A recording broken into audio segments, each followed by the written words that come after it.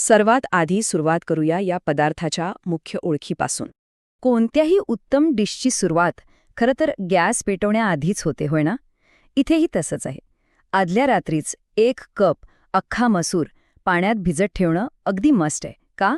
कारण असं केल्याने मसूर छान मऊ होतो आणि मग दुसऱ्या दिवशी तो रश्श्यातले सगळे मसाले स्वतःमध्ये अगदी मस्त शोषून घेतो. हा एक अतिशय साधा पण महत्त्वाचा टप्पा आहे. आता वळूया आवश्यक साहित्य आणि पूर्वतयारीकडे. स्वयंपाक करताना गडबड होऊ नये म्हणून साहित्याची विभागणी करून घेतलेली कधी चांगली. एका बाजूला आपले ताजे घटक म्हणजे एक मोठा बारीक चिरलेला कांदा, 1 टोमॅटो, 1 चमचा आलं लसूण पेस्ट आणि भरपूर ताजी कोथिंबीर. आणि दुसऱ्या बाजूला आपले सुखे मसाले, अर्धा चमचा हळद, 1 चमचा लाल तिखट, 1 चमचा धणेजिरे पूड, मीठ, 2 चमचे तेल आणि गरजेपुरतं पाणी.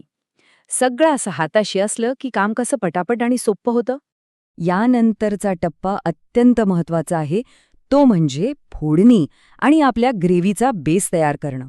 फोडणी म्हणजे कोणत्याही भारतीय पदार्थाचा आत्मा.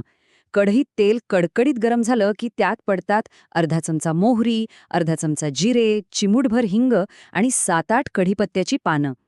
गरम तेलात हे मसाले तडतडले की जो काही सुगंध घरभर दरवळतो ना, आहा, तोच या अख्खा मसूरचा खरा जीव आहे. आता प्रत्यक्ष कृतीकडे लक्ष देऊया.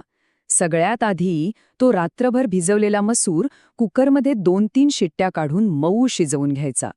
मग मगाशी सांगितल्याप्रमाणे खमंग फोडणी तयार करायची. त्या फोडणीत चिरलेला कांदा छान हलका सोनेरी रंग येईपर्यंत परतून घ्यायचा.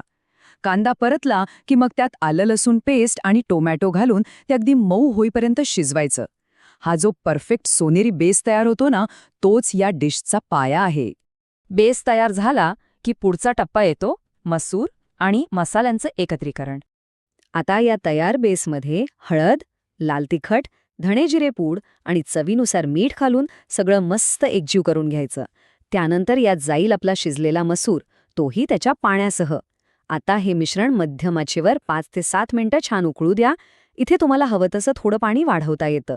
रस्सा किती दाट हवाय यावर तो अंदाज अवलंबून असतो. याच उकळीमध्ये मसाल्यांची चव मसूरच्या अगदी आतपर्यंत झिरपते.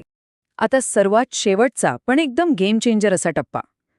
रस्सा छान उकळला की गॅस बंद करण्याआधी त्यात अर्धा चमचा गरम मसाला घालायचा आणि वरून भरपूर ताजी कोथिंबीर भुरभुरवायची. या अंतिम स्पर्शामुळे पदार्थाची चव आणि सुगंध अक्षरशः पुढच्या पातळीवर जातो. खरंच हा क्षण म्हणजे या रेसिपीचा क्लायमॅक्स आहे. आणि शेवटी वळूया गरमागरम सादरीकरणाकडे. बघा, हा पदार्थ बनवणं जेवढं महत्त्वाचं आहे तेवढाच तो कसा वाढला जातो हेही महत्त्वाचं आहे. हा अख्खा मसूर नेहमी अगदी वाफाळता आणि गरमागरम वाढला पाहिजे. याची सर्वात मोठी खासियत म्हणजे तुम्ही हा ज्वारी बाजरीच्या भाकरीसोबत खा, गरम पोळीसोबत खा किंवा अगदी साध्या वाफाळत्या भातासोबत खा, प्रत्येक गोष्टीसोबत हा एकदम भन्नाटच लागतो.